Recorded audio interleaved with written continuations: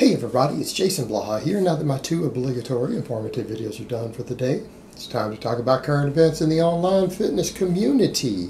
So let me put on my +5 hat of weaponsmithing, work on skill at my crafting a little bit, and let's talk about this.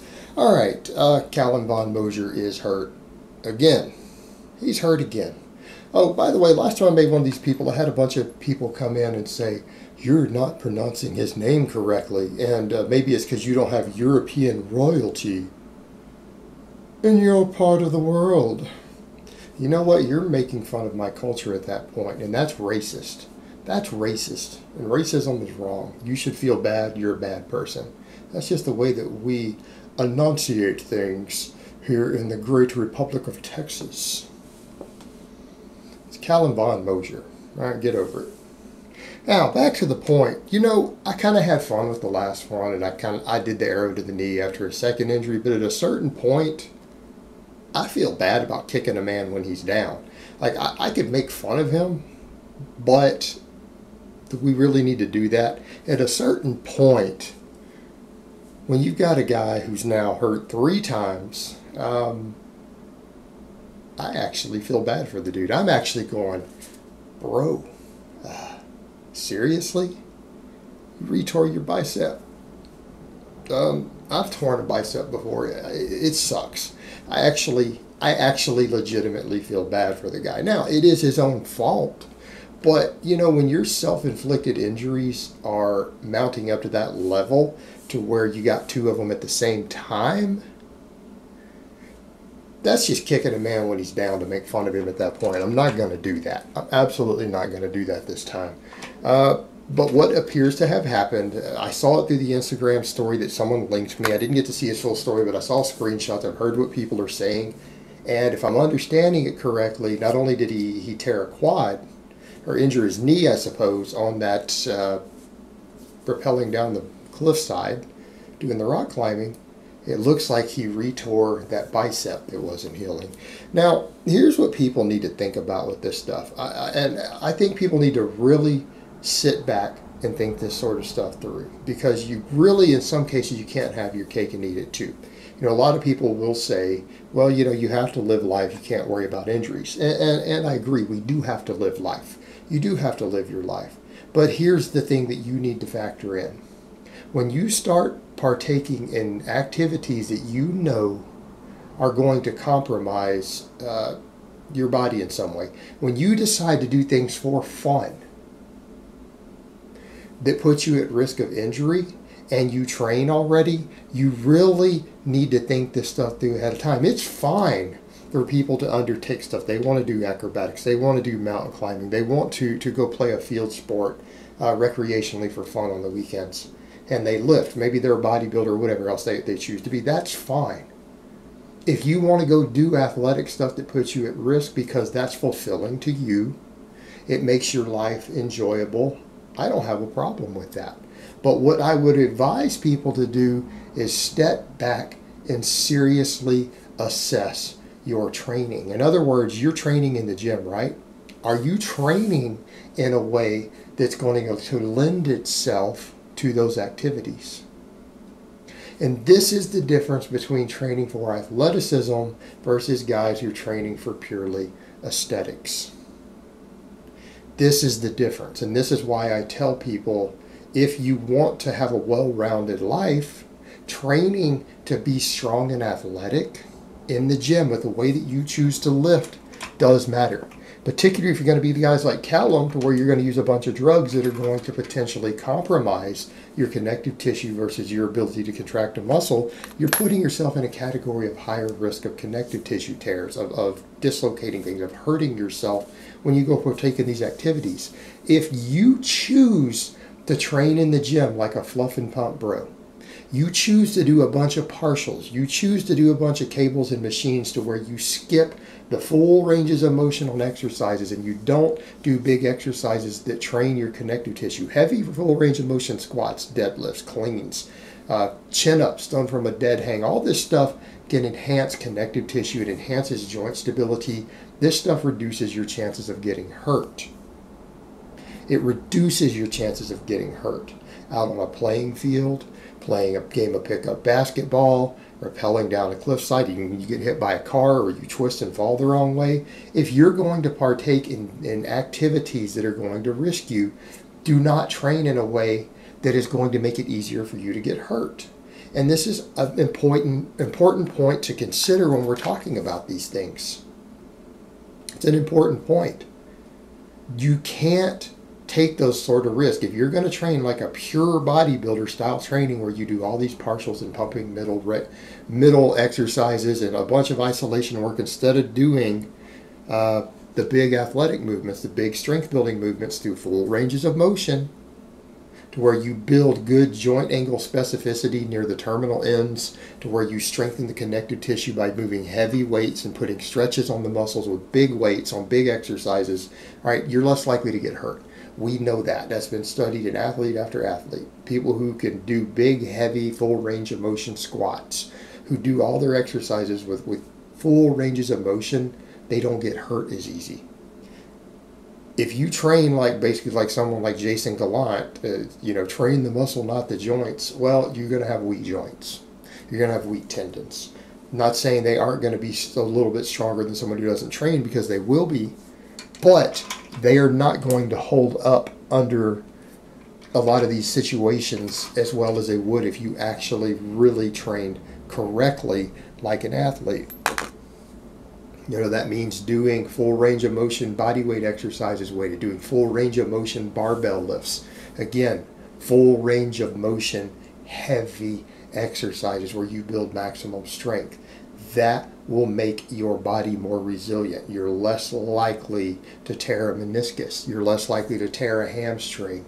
You're less likely to tear a bicep. You're less likely to tear a quad when you're doing these other high-risk activities. And for you guys who are using anabolics, this applies even more so, because again, if you blast a bunch of gear, you're actually at a higher risk of getting hurt in certain ways, of tearing connective tissue, than a guy who does the exact same training completely natty. You're at a higher risk, and you have to accept that. So what I would tell people, your training in the gym needs to reflect the lifestyle that you want to live, right? We don't train for just one goal. None of us really do. I hope we train because we want our training to carry over to multiple aspects of our life. Whatever you're doing in the gym, because if you're watching YouTube fitness, you're probably taking your training relatively seriously. You're probably not just a weekend warrior. Fitness is a serious endeavor to you. Lifting's a serious endeavor.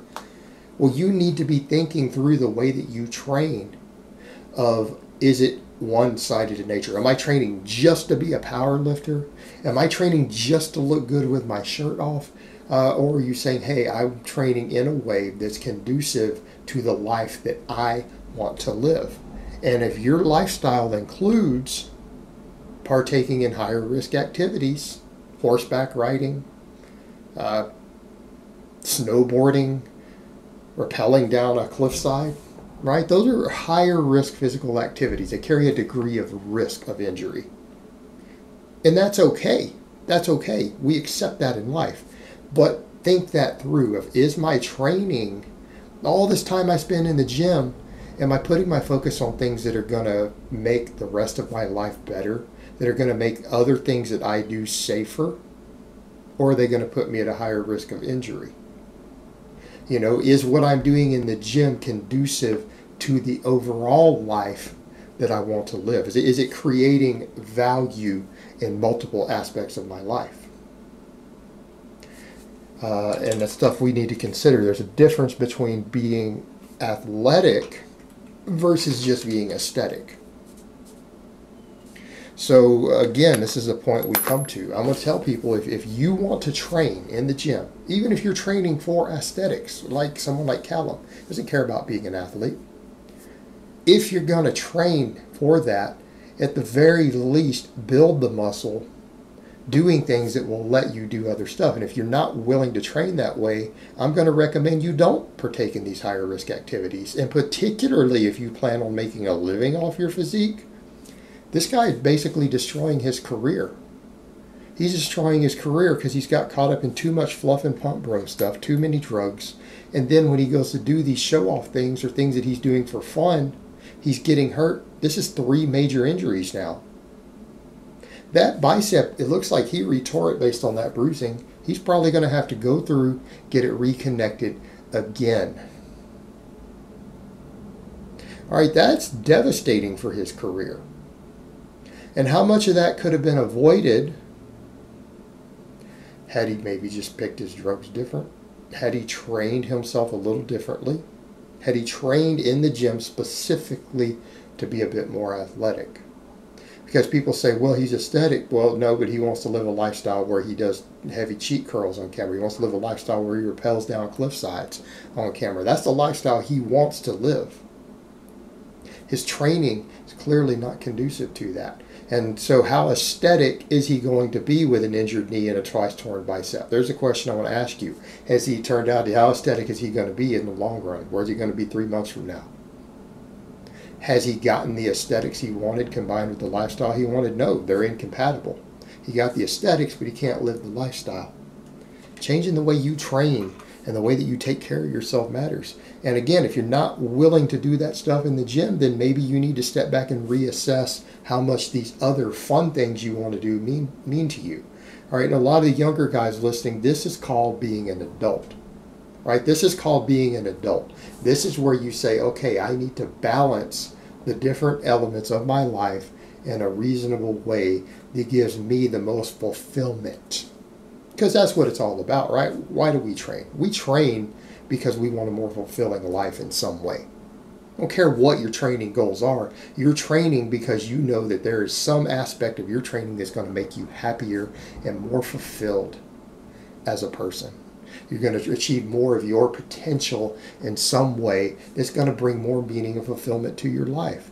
But we have to balance these things. We have to balance these things. And as you get older, we don't just do stuff on whims. All right, that's what teenagers do. Once you're an adult, you got to balance this stuff. You got to balance your career with your training, your injuries with your training. How does your training carry over to these other parts of your life? You know, your recovery matters. The way you train matters. Got to balance these things out. And we're in a situation where Calum clearly hasn't done that, and he's paying a serious price for it. And like I said, in this video, I'm not going to make fun of him for that, because at this point, I genuinely feel bad for the guy to have retorn his bicep while getting another injury at the same time, doing something not particularly smart. I'm hoping, and yeah, this is going to be rare for me. I'm going to be nice to a bodybuilder. I genuinely wish him a speedy recovery. I hope that he is able to recover from this. I hope that he is able to learn from this and grow as a person. And I genuinely hope that that is the case. That he can move forward with his life, that he can use this in some way as a learning lesson for himself, that he can then teach other people and teach them to be better. I genuinely hope that for him. So we'll wait and cross our fingers and see what happens. All right, guys, but that's really all I have to say on that today. I hope it's been informative, and I will talk to you guys next time.